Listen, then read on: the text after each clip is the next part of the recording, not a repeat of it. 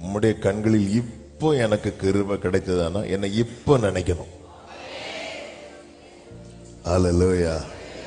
என்னை இப்போ நினைக்கணும். சில பிள்ளைங்க அடம் பிடிப்பாங்க தெரியுமா, எனக்கு இப்போ வேணும், என்னை இப்போ கூட்டிட்டு போகணும். ஆமென். இப்படி மோசே, ஏன்னா அவர் நினைச்சாலே போதும். அல்லேலூயா. ஆண்டவர் நினைத்தால் போதும். நம்முடைய கண்களில் இப்பொழுது ஆண்டவருடைய கண்களில் நமக்கு கிருபை கிடைத்தது, கிடைக்கிறது, கிடைக்கும். நமக்கு தெரியும். அந்த கிருபையில தான் வாழ்கிறோம். கர்த்தர் நினைத்தார். அன்று நோவா அந்த குடும்பம் முழுவதும் பேழைக்குள்ள இருந்தார்கள். கர்த்தர் நினைத்தார். கர்த்தர் நினைத்தார்னா அதன் அர்த்தம் என்ன? கர்த்தர் அதுக்கு முன்னாடி மறந்தார். நம்ம அப்படிதான் சொல்லுவோம். ஆமென். மனம் மறக்கல்ல. இஸ்ரவேலே நீ என்னால் மறக்கப்படும். ஆனா அந்த இடத்துல, அதாவது நம்ம நினைவுக்கு வருகிறது என்று ஒன்று உண்டு, நாம இருந்து நினைக்கிறதுன்னு ஒன்று உண்டு. சிலரை பார்க்கும்போது சில காரியங்கள் என்ன ஆகும் தெரியுமா, நம்ம மனசுல வரும். ஆனா நாமளா இருந்து நினைப்போம் தெரியுமா சிலதை. அப்படிதான் இது. ஆண்டவரே நீங்க என்ன மறக்கல, அது எனக்கு தெரியும். ஆனா இப்போ என்ன நீங்க நினைக்கணும். இப்போ என்ன நினைத்தரலாம். நம்முடைய கண்கள் இப்பொழுது எனக்கு கிருபை கிடைத்ததானா எப்படி நினைக்கணும் தெரியுமா? தாவீது சொல்வார், என் இளவயதின் அக்கிரமங்களையும் பாவங்களையும் நினையாதிருங்கிறார். வேற எப்படி ஆண்டவரே நான் உமக்கு முன்னாக அப்படி இருந்தேன் இப்படி இருந்தேன் அதெல்லாம் நினைங்கன்னு சொல்லல. அப்படி ஒரு ஆள் சொன்னார். யார் தெரியுமா? எசேக்கியேல். ஆனா மோசே சொல்றாரு, ஆண்டவர் இந்த ஜாதி உம்முடைய ஜனம் என்று நினைத்தரலாம். ஏன் இந்த வார்த்தையை சொல்றார்? ஆண்டவர் நீங்க அப்படி நினைச்சீங்கன்னா, ஆண்டவரே நீங்களே சொல்லுவீங்க, இவனுக்கு நம்மளை விட்டா யாரும் கிடையாது. ஹல்லேலூயா. ஆண்டவர் சொல்றார், அதுக்கு தான் சொல்றார், என் சமூகம் உனக்கு முன்பாக செல்லும். அதாவது ஒரு சிநேகிதனோடு பேசுவது போல என்று 11வது வசனத்திலே சொல்லப்பட்டிருக்கிறது. ஒருவன் தன் சிநேகிதனோடே பேசுவது போல கர்த்தர் மோசையோடு முகமுகமாய். அப்போ அந்த அளவுக்கு நெருங்கி நெருங்கி நெருங்கி நெருங்கி வந்து, அப்ப பேசிட்டு இருக்கும் போதே மோசே என்ன சொல்றாருன்னா, இப்போ நீங்க என்ன நினைக்கணும். அல்லேலூயா. நீங்க நினைச்சா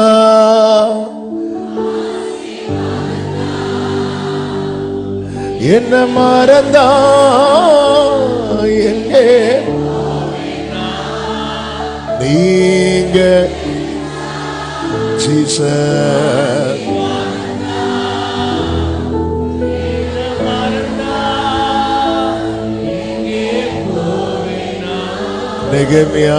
நெகேமியா கடைசியில் எப்படி சொல்லி முடிப்பார்னா, எனக்கு நன்மை உண்டாக என்னை நினைத்தருள். அப்ப ஆண்டவர் நினைச்சா நமக்கு என்ன உண்டாகும்? நன்மை உண்டாகும். இப்போ என்ன நினைங்க.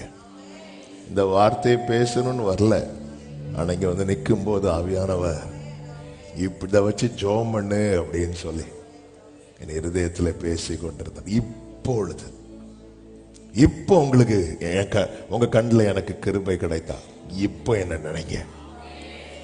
ஆண்டவர் நினைத்தா என்ன ஆகும் தெரியுமா?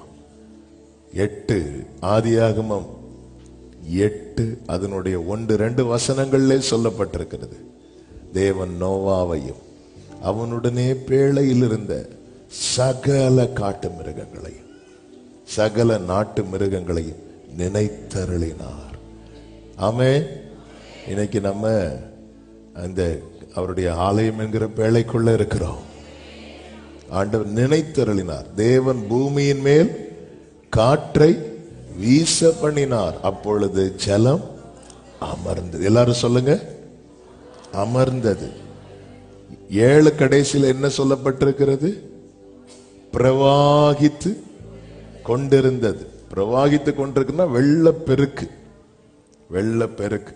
இல்ல, பிரவாகித்து கொண்டிருந்தது. அப்ப ஆண்டவர் நினைச்சிட்டார்னா அதை பிரவாகித்து கொண்டிருக்கிற அந்த தண்ணீரை ஒரு காற்றை அனுப்பி அமர பண்ண முடியும். எத்தனை பேர் வாழ்க்கையில துன்பம் என்கிற கடல் பிரவாகித்து கொண்டிருக்கிறது. இந்த சத்தத்தை கேட்கும் போது உங்க இருதயம் செபிக்க ஆரம்பிக்கட்டும். இப்பொழுது இப்பொழுது இப்பொழுது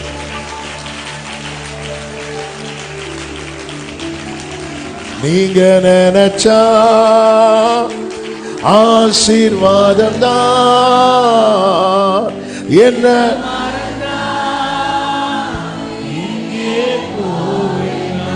ஆமென் ஆமென். நல்ல நல்ல கவனமா கேளுங்க.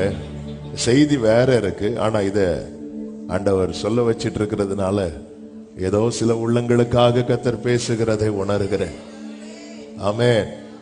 அதாவது அவ்வளவு பிரவாகித்து கொண்டிருக்கிறது. பொதுவாக வெள்ளம் பெருக்கெடுக்குது, பிரவாகிக்கிறது அப்படின்னாலே, இப்ப நீங்க பாத்தீங்கன்னா இந்த குற்றாலம் அங்க குளிச்சிட்டு இருப்பாங்க, திடீர்னு அந்த தண்ணீர் பெருக்கெடுக்கும் போது வந்து சத்தம் போட்டு எல்லாரும் என்ன பண்ணுவாங்க தெரியுமா?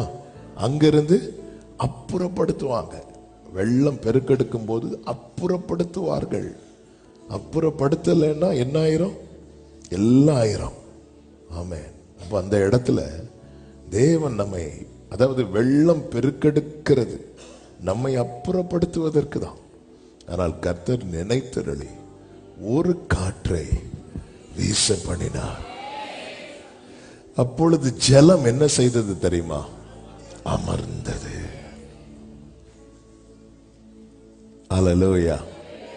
107வது சங்கீதத்துல 28-29 சொல்லப்பட்டிருக்கிறது. அப்பொழுது தங்கள் கொந்தளிப்பை 29 நானே வாசிக்கிறேன். கொந்தளிப்பை அமர்த்துகிறார். He maketh the storm a calm. ஆமென். ஸ்டார்மை பார்த்து சொல்றார் காம் அப்படிங்கிறார். அமைதியார். அதின் அலைகள் அடங்குகின்றது. 30 சொல்லப்பட்டிருக்கிறது, அமைதல் உண்டானது நிமித்தம் அவர்கள், ஆண்டவரே நான் சந்தோஷப்படும்படிக்கு எனக்கு ஒரு அமைதலை தாங்க ஆண்டவரே. எத்தனை பேர் ஆமென் சொல்றீங்க? அதற்கு கர்த்தர் என்ன செய்யணும்?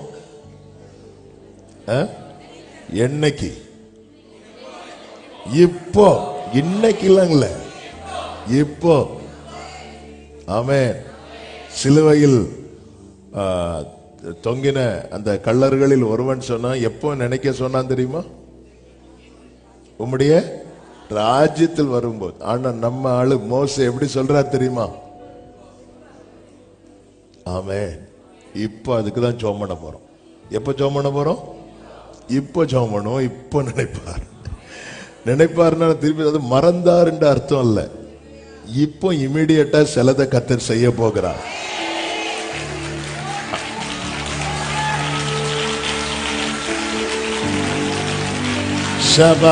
என்னைக்கோ அல்ல, என்னைக்கோ அல்ல, என்னைக்கோ அல்ல.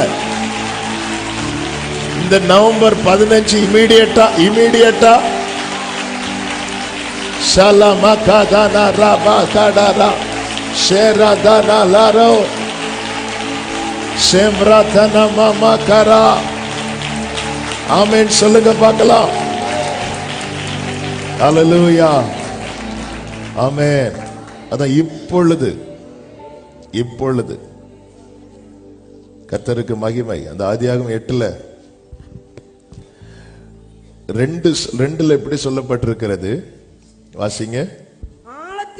ஆழத்தின் ஊற்று கண்களும் வானத்தின் மதகுகளும் அடைப்பட்டது. அது ஆண்டவர் எங்க இருக்கிறார்? மேல இருக்கிறார். அந்த ஜலம் பிரவாகித்தது வானத்திலிருந்து பெய்யப்பட்ட மழையில மட்டுமல்ல, ஆழத்தின் ஊற்றுக்கண். அப்ப ஆண்டவர் வந்து நினைக்கும் போது, அதாவது ஒரு சைடு சால்வ் பண்ணிட்டு இன்னொரு சைடை விட்டுருவோம்ல நிறைய. ஆனா ஆண்டவர் வந்து பிரச்சனையை ஹேண்டில் பண்ணும்போது அது அது அது மேல இருந்தாலும் சரி, அது ஆழத்தில் இருந்தாலும் சரி, ஆண்டவர் ஒரு காற்றை வீச பண்ணி கம்ப்ளீட்டா. ஆமென். ஹல்லேலூயா. கர்த்தருக்கு